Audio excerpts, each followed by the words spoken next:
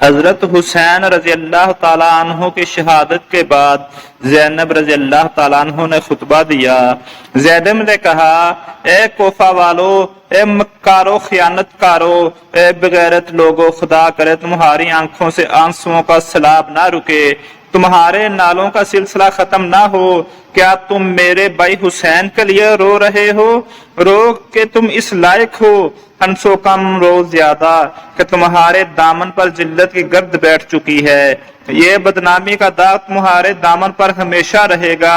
اسے ہرگز نہ چھڑا سکو گے۔ زینب رضی اللہ تعالیٰ عنہ نے یہ بالکل صحیح نقشہ کھینچا کہ کوفہ والوں کا جن کا تعلق عبداللہ بن سبا سے تھا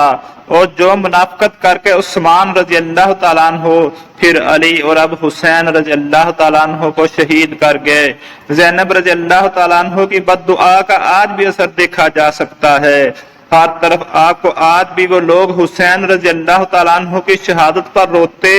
اور ماتم کرتے ہوئے نظر آئیں گے۔ دنیا میں انبیاء علیہ السلام کو بھی قتل کیا گیا اور بے شمار صحابہ رضی اللہ تعالیٰ عنہ بھی جنگوں میں شہید ہوئے، لیکن اسلام نے کسی کے لیے ماتم یا ہر سال نوحہ اور سینہ کوبیاں نہیں کی، بلکہ یہ سب کچھ حسین کے لیے ان کوفیوں نے ایجاد کیا جنہوں نے پہلے حسین کو کربلا بلایا،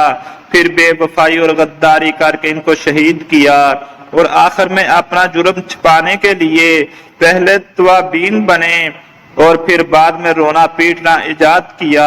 تاکہ کوئی ہم کو پہچان نہ لے۔ رب کی قدرت دیکھیے